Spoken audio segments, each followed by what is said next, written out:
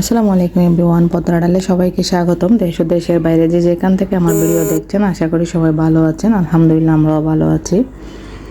আজকে ভিডিওটা সকাল থেকেই শুরু করেছি। আসলে সকালে প্রায় 8টার দিকে হঠাৎ ফোন এসেছিল, ভাবি আসবে, ভাইয়া আপু আসতেছে আমাদেরকে দেখার জন্য। আলহামদুলিল্লাহ, আগে থেকে সুস্থ হয়েছি।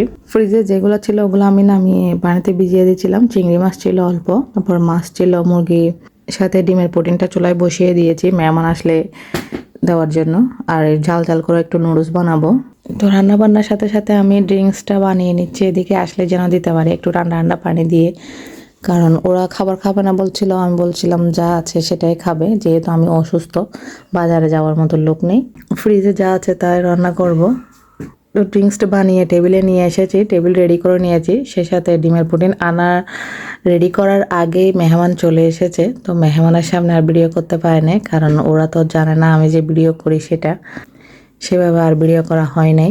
তো এখন মেহমান চলে যাওয়ার পর বিকালের নাস্তা, দুপুরে খাবার খেয়ে চলে গেছে রাত্রের দিকে, সন্ধ্যার দিকে। এগুলো হচ্ছে মেহমান যাওয়ার পর ঘরের পরিস্থিতি কীরকম, সব এলোমেলো। এখন একটু একটু করে সব গুছিয়ে নেব। কিচেনের অবস্থাও 12টা, সব খাওয়া দাওয়ার পর মানে অবস্থা খারাপ, সব কিছু এলোমেলো হয়ে আছে। এখন অল্প অল্প করে সব কিছু গুছিয়ে নিব। প্রথমে প্লেট বাটি ওগুলো একটা একটা ধুয়ে নিচ্ছি, কারণ আসলে দুপুরের খাবার বলেন, তারপর নাস্তা, কোনোটাই ভিডিও করতে পারিনি, যেহেতু আমি ওদের সামনে ভিডিও করতে পারতেছি না। ওরাও জানে না যে আমি ভিডিও করি, এই জন্য। আর ওভাবে সেজন্য ভিডিও করা হয় নাই। কারণ দেখা যায় গিয়ে ভিডিও করার সময় অনেকে জিজ্ঞেস করে এত কেন ভিডিও করতেছো, আর অনেকে আনইজি ফিল করে, যার কারণে আর ভিডিও করা হয় না। আর দেখা যায় কি টেবিলে নাস্তা আনার সাথে সাথে বা দুপুরে খাবার দেওয়ার সাথে সাথে সব কিছু আনার আগে সবাই বসে যাচ্ছে খাওয়ার জন্য প্লেট নিয়ে, ওই কারণে আর বাচ্চারাও বসে যাচ্ছে, যার কারণে আর সুন্দরভাবে ভিডিওটা করতে পারি নাই। তো কথা বলতে বলতে এখন প্লেট বাটি সবগুলো ধুয়ে নিচ্ছি, কারণ ধুয়ে এগুলো শুকাতে দিয়ে দিব, যেহেতু এগুলা রেগুলার ইউজের জিনিস, ব্যবহারের জিনিসগুলো না, তার কারণে ভালো করে একটু ধুয়ে শুকাতে দিলে কি হয় যে পানির ফোঁটা ফোঁটা দাগ এগুলো হয় না। সবসময় চেষ্টা করি মেহমান যাওয়ার পরে সবগুলা যেন ধুয়ে শুকাতে দিয়ে দিই, কারণ দেখা যায় না হলে অনেক কিছু এলোমেলো হয়ে থাকে সবখানে, যদি ঘর গোছানো না হয়, কিচেন ক্লিন করা না হয়। সবগুলো প্রথমে আগে সাবান লাগিয়ে রেখেছিলাম, এখন একটা একটা করে আস্তে আস্তে ধুয়ে নেব। অনেক সময় হয় কি হাত থেকে পড়ে ভেঙে যায় গ্লাস কাপ, সেজন্য আমি আগে প্রথমে এক ধাপে সবগুলোতে সাবান লাগিয়ে রাখি, তারপর আস্তে আস্তে একটা একটা করে ভালো করে ধুয়ে নিই।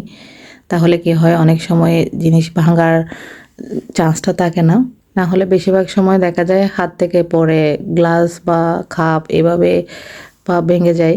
এখন হচ্ছে ডাইনিং টেবিলটা ক্লিন করে নিয়েছিলাম। ডাইনিং টেবিল ক্লিন করে একটা সুতির ওড়না বিছিয়ে রেখেছি।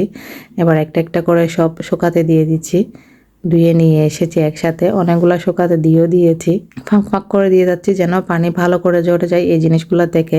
এই বাটিটার ব্যাপারে না একটা আপু কমেন্ট করেছিল কোথা থেকে নিয়েছিলাম। আসলে আপু, এটা আমি কোনো অনলাইন পেজ থেকে নিয়ে নাই, এটা আমি সুপার শপ থেকে নিয়েছিলাম, মানে কোকারিক্সের যেগুলো শপ থাকে বড় বড়, ওগুলা থেকে নিয়েছিলাম। ওগুলা হচ্ছে সিঙ্গেলও নিতে পারে, আবার আপনি চাইলে 2টা 3টা একটা এভাবে নিতে পারে। তো আমি 4টা নিয়েছিলাম, আমার ভালো লেগেছিল।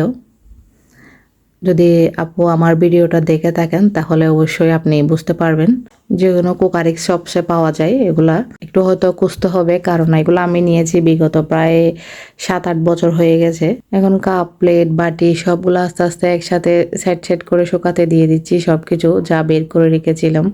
আর যেগুলা ইউজের এগুলো রেখে দেবো কিচেনে, যেগুলা শোকেস থেকে বের করেছিলাম ওগুলো আমি এভাবে শুকাতেছি। পুরো রাত শুকিয়ে গেলে সকালবেলা এগুলো সুন্দর করে মুছে আবার সব কিছু জায়গা বরাবর রেখে দিব। তো আজকের ভিডিওটা এটুকুই। ভালো থাকবেন, সুস্থ থাকবেন, আল্লাহ হাফেজ।